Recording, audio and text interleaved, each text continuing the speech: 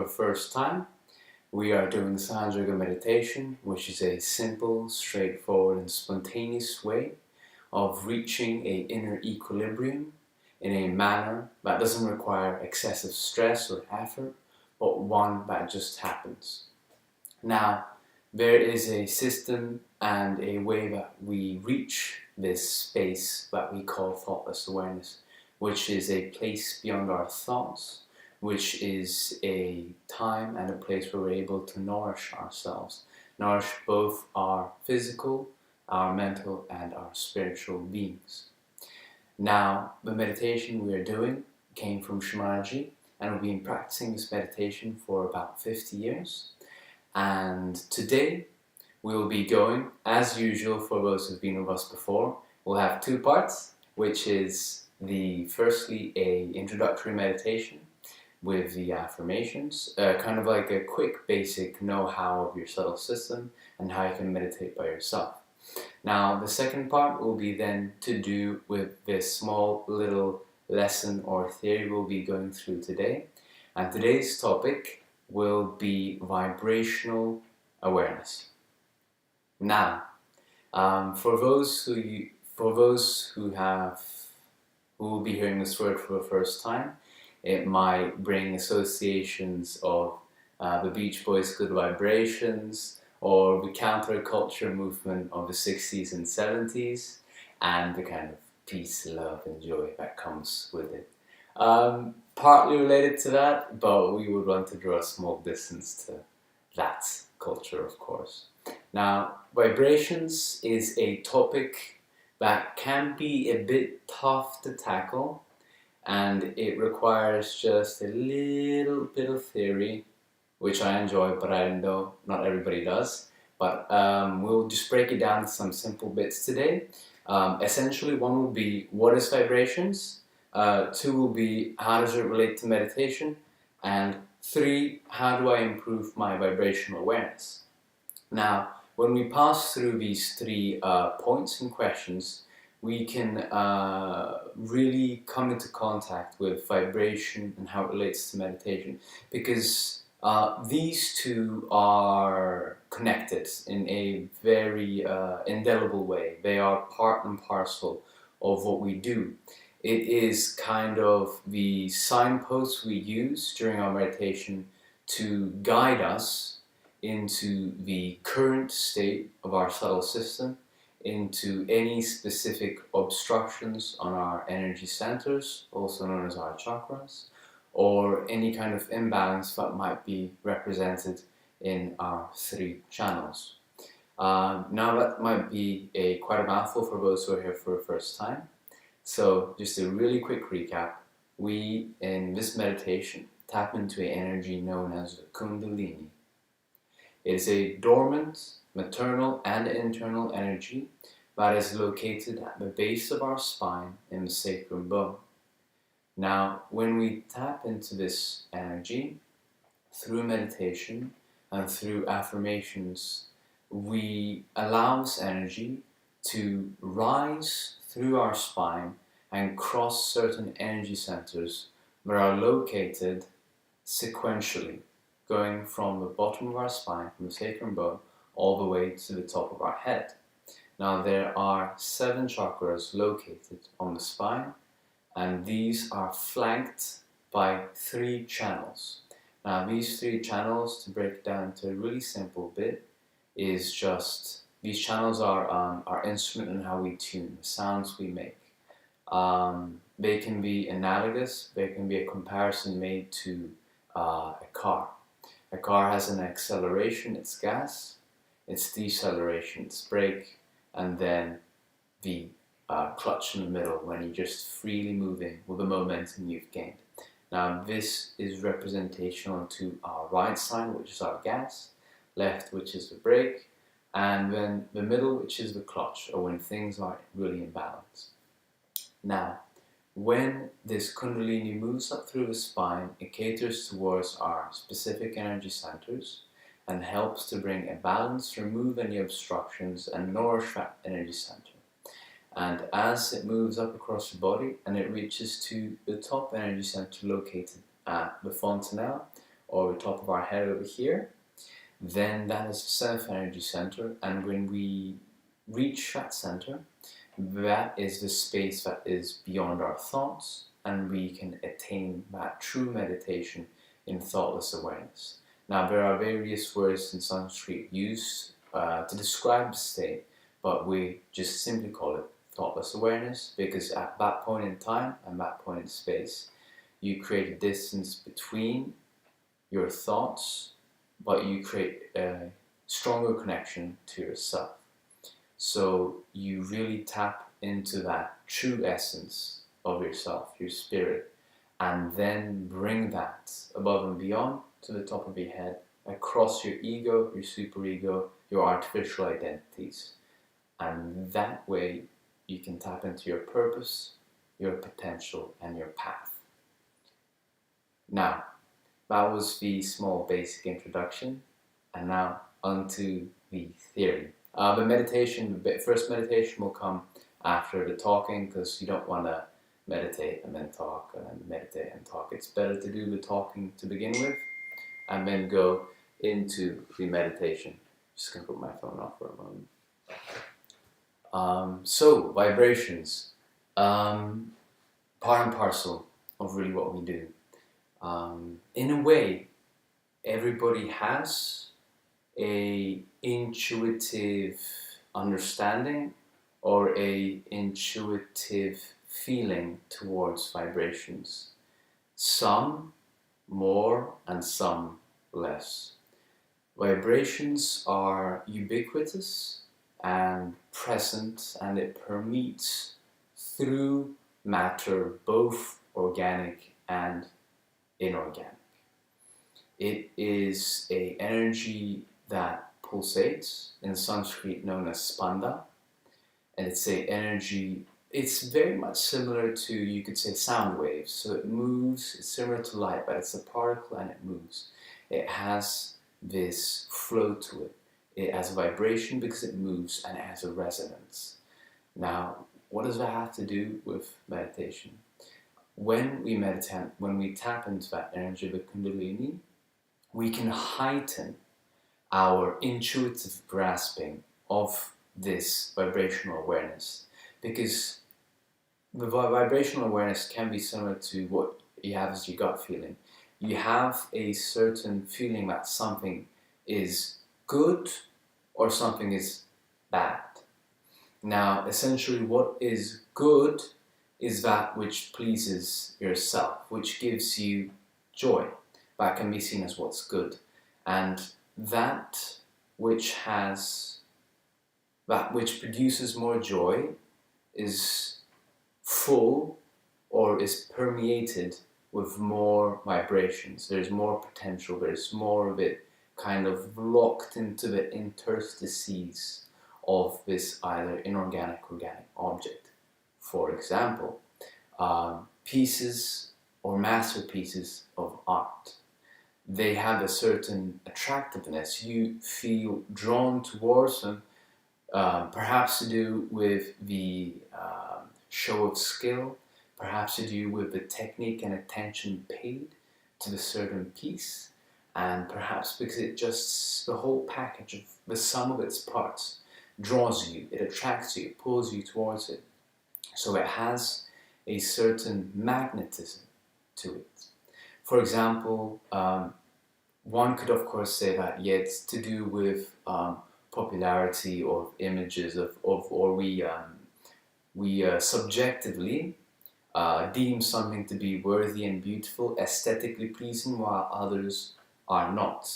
Yes, there is a point to be made there, but vibrations point towards something a bit more solid.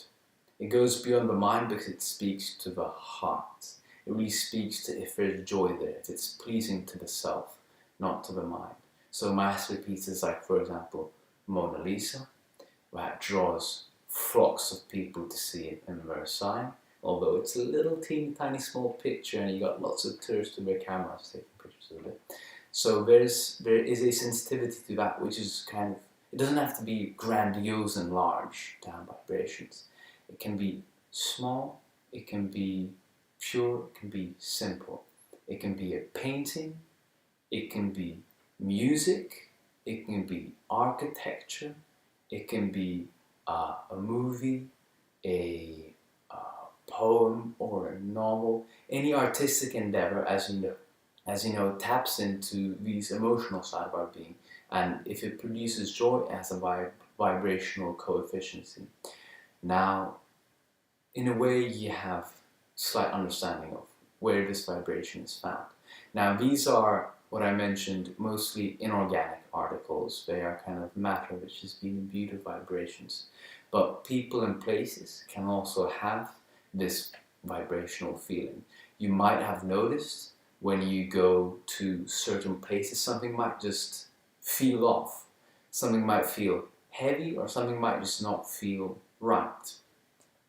And there is a reason that past events might produce a lock of vibrations in a certain place and not allow it to resolve. It's like a stagnation of vibrations in a certain place. Now, also remarkable natural places. For example, if you go to forests, botanical gardens, or anywhere where you have nature that is palpable and majestic, you immediately feel uplifted. You immediately feel connected and contacted by something that is just wonderful. Of course, some people have a greater or lesser sensitivity to these things, so take it with a pinch of salt. Everybody has a certain sensitivity to some kind of vibrational media or medium. Now, that is the organic aspect. And also, of course, if we bring this idea alongwards, also people have certain types of vibrations. It's not specifically speaking of auras and such like, but you can measure a person. Some people, bring joy into the room just with their presence, with their smile, with their talks and jokes. They can lighten up a room. That is, in a way, a manifestation of that joy. So anything that really brings, once again, that joy has that vibrational coefficient that is good. Now, the bad is just the counterpoint of that. That which doesn't have joy, that which kind of absorbs the attention, exhausts you, and leaves you feeling kind of just a little bit more miserable,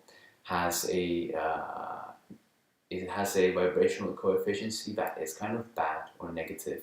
It drains you instead of filling you up. It pulls you down instead of uplifting you. Now, these are kind of the intuitive feelings you can have with vibrations. Now, as you meditate in a sustained way, not through a few weeks, months, years, you can develop your inner vibrational feeling and the state of your energy centers and tap into their vibrational state. Now, this is manifested in a few ways. Within the body, you can feel these certain crackling energy or palpitations moving kind of along the neural network of your body that is indicative of certain emotions or events that are happening both within and without. Another simple measure of understanding it is also with an extremely sensitive part of our body, our hands. So often when we've been meditating, we've been talking about, putting your hands towards your chest, feeling how your hands are feeling. That is because our hands correspond in a way to, it's a map of our subtle system or the chakras and the channels that we have inside. And when we improve our vibrational awareness, we can feel specific heatness or coolness, numbness or tingly feeling in certain specific digits, which can indicate when obstacles on certain chakras or even a good flow of vibrations. If it feels light, cool and flowing. The opposite then means that it's a bit blocked. And when we meditate more, when you meditate by yourself, it's important to use this vibrational toolkit to be able to self-diagnose where a possible obstruction or problem may lie, and then use the antidote or the right method to clear that energy center. So in a way, it's not just a blind grasping in the dark method, trying every single medicine on the cabinet to hopefully find one that works. No, it's a specific way. It is a tailor-made way that is for you and for your individual and specific state and balance of your solar system. So that's how these vibrations, as we grow in meditation, we become more sensitive of them. And as we become more sensitive of our vibrations, we can feel our balance as well as others' balance. So this is where the connection lies. Often I've been asked, especially in the beginning, and even for people who've been meditating for a long time, I can't feel vibrations. I've never felt vibrations. Some people feel it more strongly within their body. Some people might feel it more strongly on their hands. But there are ways and methods to improve this in a very straightforward manner. Now, our hands are mostly connected to the fifth center, which is here in our throat, also known as the Vishuddhi chakra. And if there's obstacles here in this specific energy center, it might clamp down and decrease our vibrational awareness in our hands, because the nerves running through our shoulders and to our hands are connected to this center. Now, there's ways where we can improve the specific center, which is a center of collectivity and communication, and a few ways. Of course, one easy way is actually to use oils, either coconut or almond oil, to soothe the nerves in these specific areas, to kind of massage them, because massaging allows things to just kind of move around a bit more. So you can either massage your hands, you can massage each digit of your finger with a bit of coconut or almond oil, and then just go over both hands, left and right, as well as in the throat area, both sides. And of course, if you have a friend, which hopefully you do during this corona time, you can also ask for a neck massage to really allow that area to relax. Now, when that area is more relaxed, things flow better. And that's when you can perhaps start feeling a bit more on your hands. Now, another technique is to just pay attention to the center when you're meditating. Say specific affirmations, which are sentences to engage and activate a certain center. For example, with Vishuddhi, it is feelings of guilt that might block it, past events and actions, excessive responsibility that you might have on your shoulders. These all block your Vishuddhi chakra. In addition to language that is harsh, language that is dominating, or language that is overly sweet. So anything in excess, not good. Moderation, good. So speaking in a way that is honest both to yourself and to others, and not trying to be manipulative, deceptive, or dissembling. In those ways, you can really improve your Vishuddhi chakra, which is a bit of a hurdle for quite a few people, myself included at times. Nobody's a saint here. So in a way, it's important to work on this center. And you can feel that specific center catching on your index fingers. Now, if you're curious to learn more, and if you want to know how these centers are connected to your hands and the whole map of a subtle system, if you have not seen it before, you can head over straight to wemeditate.co and look more into the subtle system, which will give you a treasure trove of information relating to the chakras, which will be unnecessary to cover here and which you can check out in your own time. Now for the nice bits of the evening, the actual meditation. So we'll do the initial introductory meditation, and then after that we'll focus a bit more on the Vishuddhi chakra, as well as trying to feel vibrations on our hands. It's okay if there's nothing overwhelming that happens, but it's important to just pay attention to the hands during meditation. And you can increase this awareness by bringing them to the level of your chest, but we'll do that later on. So working on that vibrational awareness during the second part of meditation. Let's begin.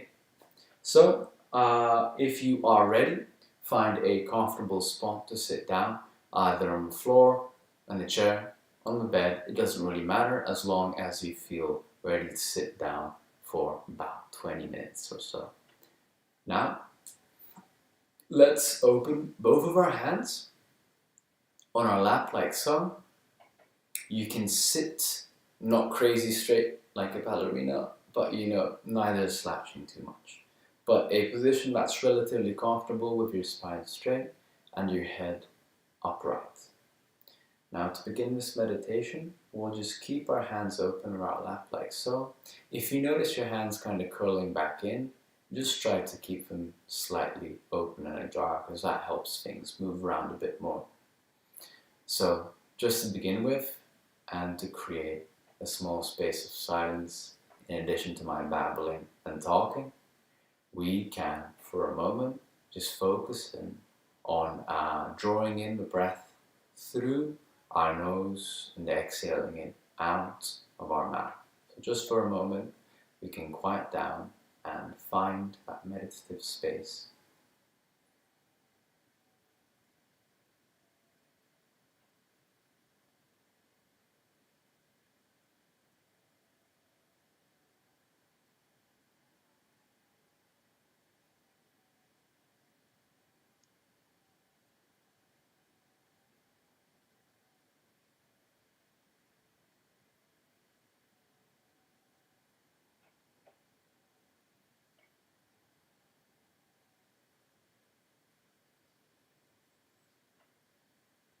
Breathe in deep into your stomach and then let the breath out.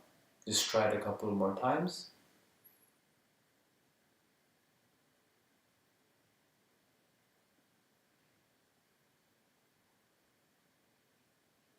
If you've done singing before, the technique's the same, so you can draw your breath in and extend your diaphragm, just allow that air to collect over here.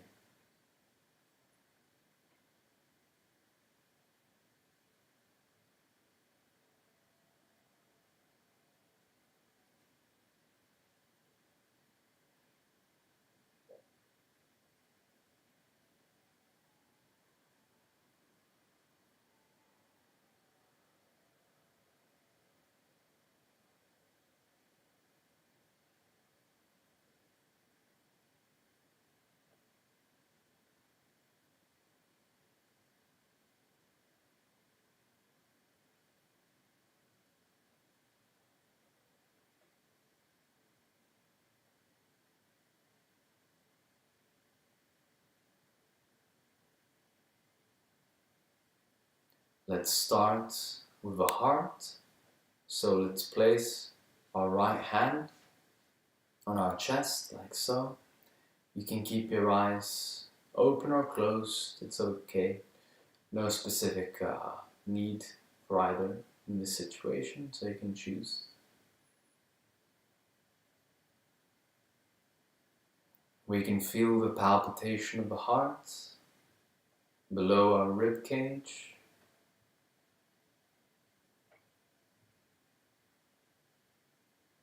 As it moves the blood throughout the body, as it keeps the heat within,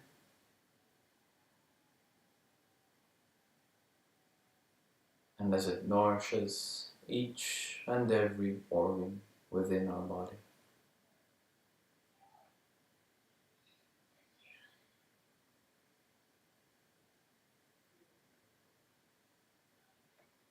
Over here, we have the seat of the self, the true self. So here we can affirm. These affirmations are made in a way addressed to ourselves. You can say them silently within, or you can also say them out loud if you feel comfortable, but that is not necessary. Now, for this center, we will say an affirmation that helps to activate the center. And it is, I am the true self. I am my true self. So we identify with a spirit, with a heart that we have and hold in our chest, with that spark of life that resonates within our being. I am my true self. That is beyond the mask of my ego and any roles that I might play throughout the day. I am my true self.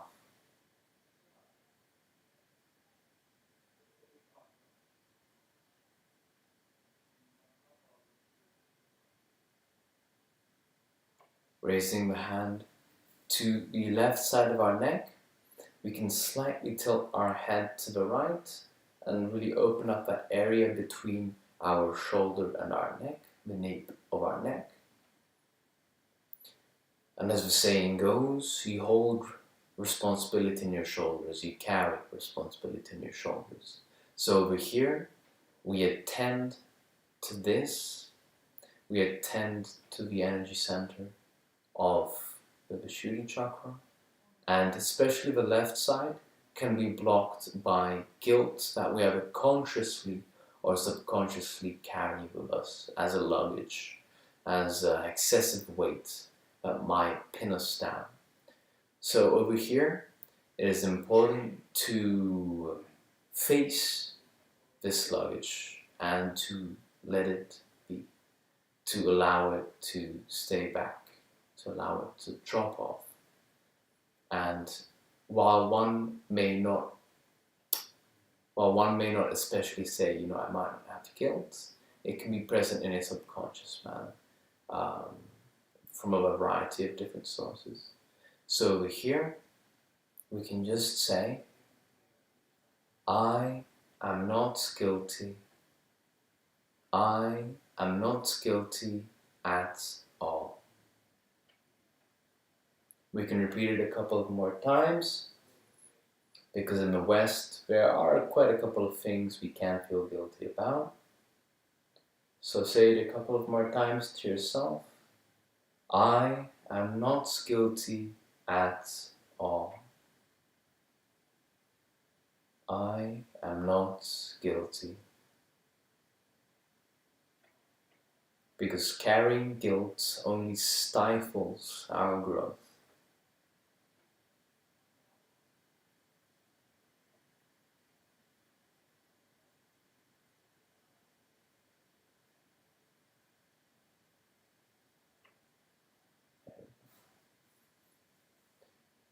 Moving the hand to the forehead, which is the seat of our thoughts, we can slightly tilt our head into our palm, like so. And as I'm sure everybody knows, the thoughts are a flow. It is a constant circus of thoughts, a carnival of thoughts in one's mind, as they rotate, come back again, day after day, night after night, in an incessant stream. These thoughts can be linked together like strong chains that pull you down, or it can be even drowning and suffocating if you are not able to bring silence to the center. And the only way to break that constant cycle of action and reaction that brings rise to thoughts, the way to break the link between those two chains, the link between that judgment that you impose on yourself and onto others, it is important, essential, to exercise the power of forgiveness, both towards yourself and towards others. So without thinking of any specific event or a particular person, because it does no good to harbor ill will towards others or ourselves. It's just drinking our own poison. So we affirm, I forgive everyone and I forgive myself. I forgive everyone and I forgive myself. This center can be exceedingly tricky to cross over, but it all pivots on your ability to foster forgiveness within yourself, to both be aware of your strengths and your weaknesses, your flaws and your successes, and accept the two sides of yourself in a way that makes you complete and makes you less divided towards yourself. The less divided you are within yourself, the less divisive you will be towards others. And with forgiveness, we'll be able to bring that into the present and into reality. So we can once again affirm, I forgive myself and I forgive everyone.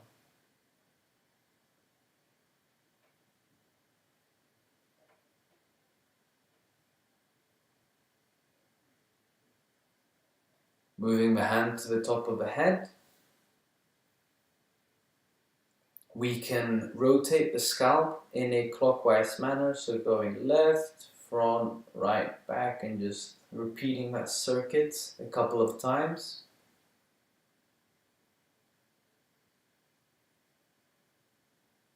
Now, this center, when reached, gives us that yoga, gives us that union with the power that resides both within the core of our being and outside, permeating every object, both living and non-living.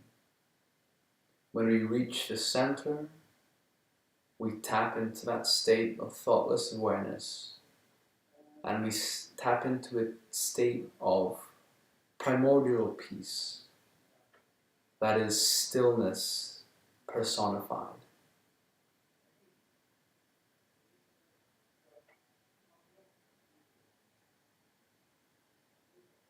And we just have to ask.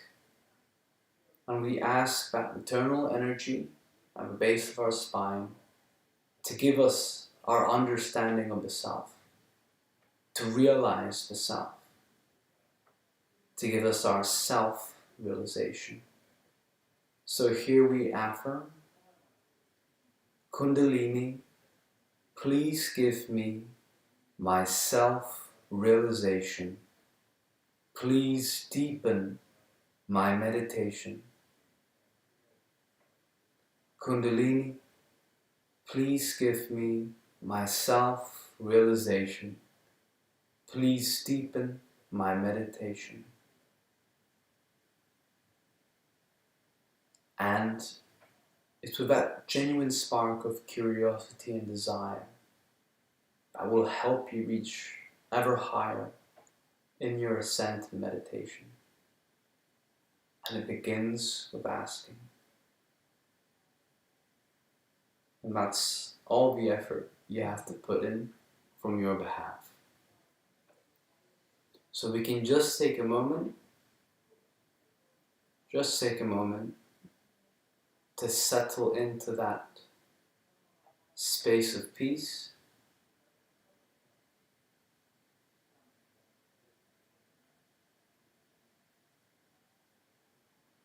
And allow the rise and fall of our thoughts to subside as we reside within the core of our being,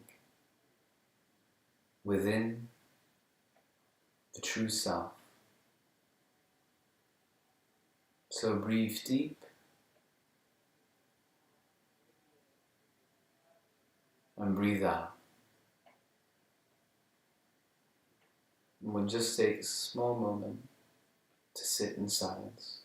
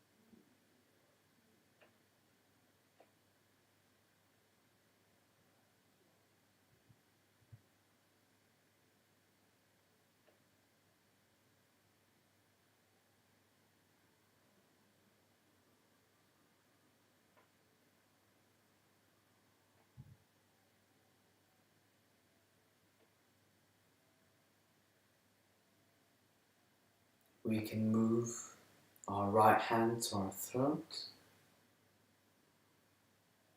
to the fifth center, energy center within our body, the center responsible for our communication, for our connection. And vibrations are, in a way, a connection between ourselves and others. It is a communication between ourselves and others that happens. That doesn't require speech, doesn't require thought, but that just is. So we can bring our attention to this area, and we can try to improve that connectivity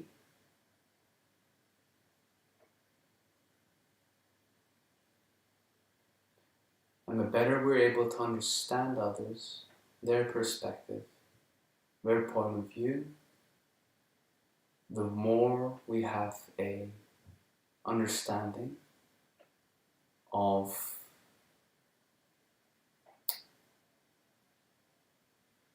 the more we have an understanding of the types of personalities that are present, the types of people that we might come by. But we also understand that underlying unity between you and me that makes us, at the end of the day, part and parcel of humanity.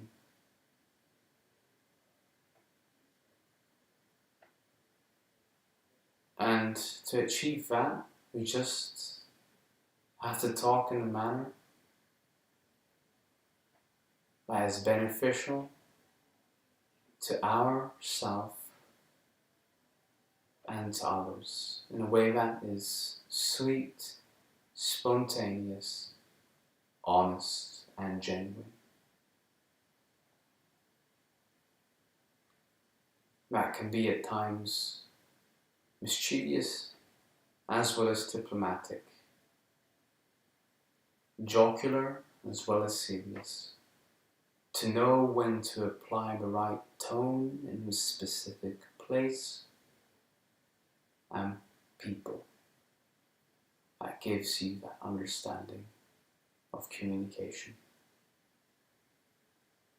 So, the affirmation for the center is Kundalini. We address that maternal energy. Kundalini, please give me a sweet tongue that can communicate with everyone.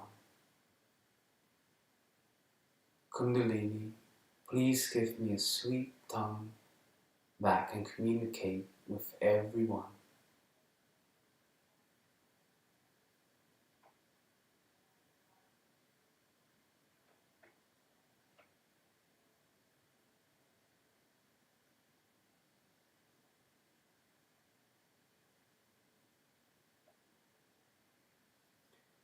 We can bring both of our hands to the level of our chest and try and see what we feel. And over here we can ask, once again about Kundalini energy. Kundalini, please show me my subtle system.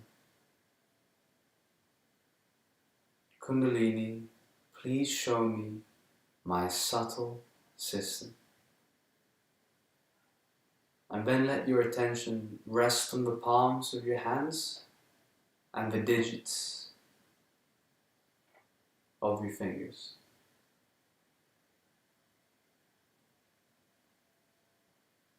Some might feel more, some might feel less.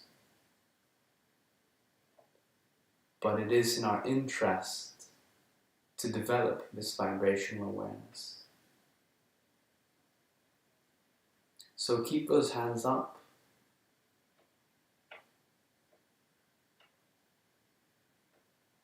Give it a moment.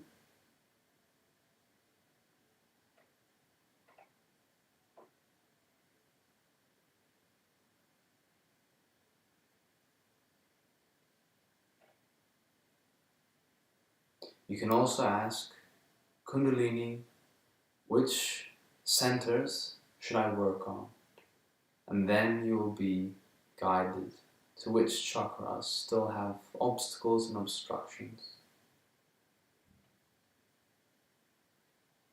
And these obstacles, as I mentioned in the beginning, can be present as a feeling of heaviness, heat, or weight, or a kind of a clamp on a finger. You feel like a specific part of the finger can be clamped. And if it's on one hand, it means it's on either the left or the right side. And if it's the same digits on both hands, that's indicative of the center, energy center, central energy center, being affected and requiring that attention. So to interpret the sensations that you may or may not be feeling, Make a small mental check of which fingers, which hand, and then afterwards you can check WeMeditate.co and their subtle system chart then to learn more about which chakra you might be, as we say, catching on. That's just requires some effort and attention, not on your behalf, attention on your behalf, but not effort, to then pass through. So let's just once again quiet down for a moment. Remember which chakras or fingers you were feeling. If you weren't feeling much in your hands, you can also feel it within your body. Certain pains, locks on parts of the body. And of course, if you weren't feeling with your hands, you can improve that sensitivity then with actual physical massage with specific oils. Once again, almond oil or coconut oil. And you can apply this to your hands and also actually to your scalp if you want to. So for a moment, we can once again draw in that attention.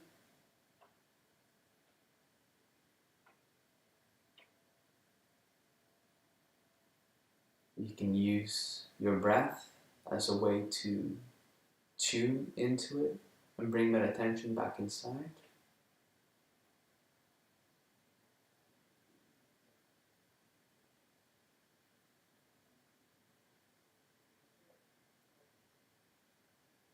And then we can once again gradually step into that space of peace within ourselves. You can keep that attention rooted to the top of your head, either on your breath, and then allow that feeling to flow and grow within and without.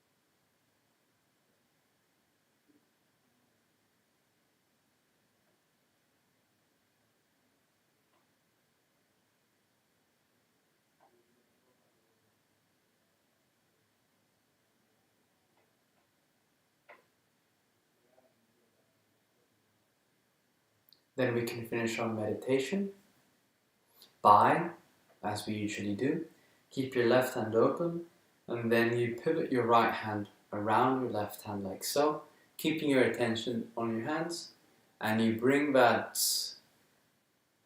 energy, your attention, and you tie it above your head, above your thoughts, symbolically and physically speaking. And we do that not once, but we do it twice, and we do it thrice. And be aware that it's not a repetitive and ritualistic or mechanized motion, but one that you do with due diligence and carefulness paid to it. And then we move our hand in a semicircular manner across our body 7 times. That represents 7 chakras. In a way, bringing them in alignment and in balance with the central channel. And in that way, we kind of put the last touches on this meditation. We pack it up nicely, make it a pretty package, so that we can feel this peace, we can keep this peace, and we can sustain it for a bit longer afterwards as well. a small little gift wrap, so to say. So, thank you for joining us today. My name is Gabriel, and if you have more questions, feel free to send us a message either on Instagram, Facebook, or whatever platform you might be using tonight. We'll be meditating again in European time on Thursday, and we're looking forward to hosting you once again. Have a good night, and thank you for joining us. Bye for now.